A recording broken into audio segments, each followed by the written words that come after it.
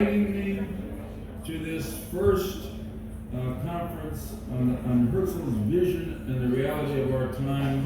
I think it's a brilliant and necessary idea. And I thank everyone who has led the way to make it happen. I want to say particularly how honored I am to share the podium tonight with the President of Israel, Lieberman.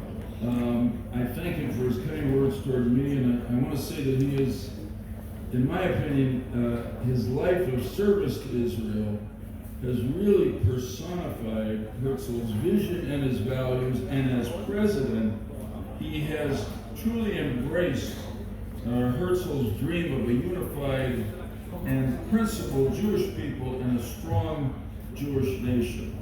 So, in absentia, I thank President Gribble.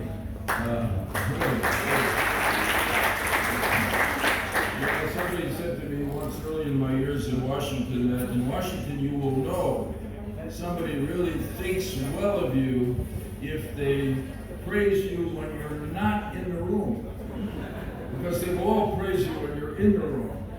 So please tell President Lieberman because that really comes from my heart.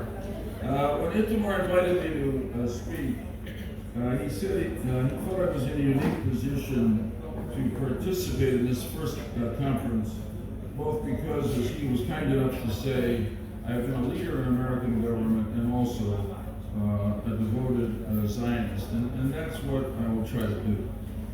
When King David founded this shining city on a hill more than 3,000 years ago, and his son King Solomon built the first temple here, they unified in one place the spiritual and political capitals of the Jewish people. You and I are blessed to be alive at the third time in history when that unity has been realized in Jerusalem, and it is a blessing we would not be enjoying today without the vision and courage of Theodore Herzl. And obviously I extend that to all the other Zionist pioneers who followed him and turned his dream into the magnificent reality that Israel is today. The Hasidic master Baal Shem Tov said that the difference between a miracle and a natural event is only in their frequency. Almost 2,000 years passed between the destruction of the Second Temple and the reestablishment of the State of Israel in 1948, so I think we can safely say that modern Israel is a miracle. In fact, if you look into Webster's dictionary, this is something that existed before Google and Wikipedia. There was a thing called the Webster.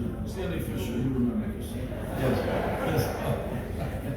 Anyway, Webster defines a miracle as an event that is so unnatural it suggests divine involvement. This is a secular wordsmith at Webster. Of course, I agree. I am sure that there was divine involvement in the reestablishment of the State of Israel, but I also know, as you do, that it would never have happened without the initiative and leadership of men and women who, like Herzl, stepped out of the passive crowd to act to change history. That is, after all, the paradigmatic relationship between God and man in the Torah, going back to Abraham, but I think most powerfully in that great moment at the Yam Suf at the Red Sea when Bnei Israel is trapped between the water and Pharaoh's oncoming army. The people panic. They plead to Moshe. Moshe prays to God for a miracle. But God essentially says, in my translation, this is not the time for prayer. This is now the time for action. And he directs Moshe to hold up the staff, which he does. But it is Nachshon of the tribe of Judah, as you know, in a supreme act of faith and courage and commitment, who walks into the Yam Suf. And then, and only then, did the waters separate to allow Bnei Israel to walk through. The rest, as they say, is history. Theodor Herzl was the Nachshon of our time. And he was followed by other Nachshons, other heroes like Glassman, Jabotinsky, Ben-Gurion, Begin Meir, and so many others, and Christian Nachshons, if I can put it that way, like Balfour, Churchill, and Truman, right up to this day, who have enabled, sustained, and strengthened the miracle of modern Israel. And now I speak as a Zionist American, speaking from that perspective, to say what a great reality the succeeding generations of Israelis have made of Herzl's vision.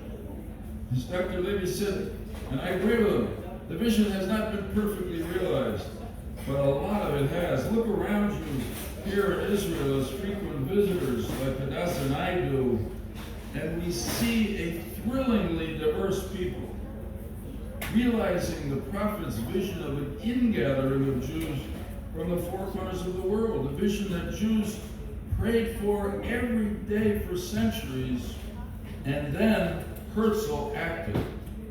Modern Israel's diverse population, as you know, speaks the same language, Hebrew, a language that was long thought to be dead.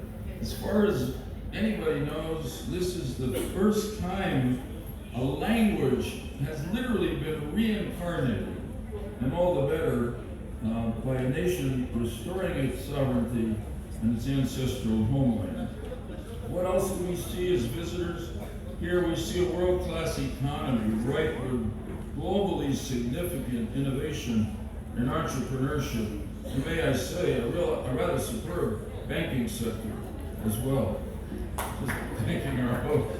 Israeli culture is also unique, rich, and diverse, producing movies and television shows, I can tell you, from the American perspective, that now draw not just audiences, but cultish audiences in America and throughout the world, thanks to Netflix. When it comes to religious observance in this Jewish state, there are, as Dr. Levy said, still not only differences, but damaging disputes. And I'm going to return to that subject in a few moments when I discuss Herzl's vision. For now, let me say, from the perspective of someone visiting from Chutz La'aretz, it seems to me that there are remarkable ways in which the traditions and values of Judaism pervade this country in a way not found anywhere else in the world.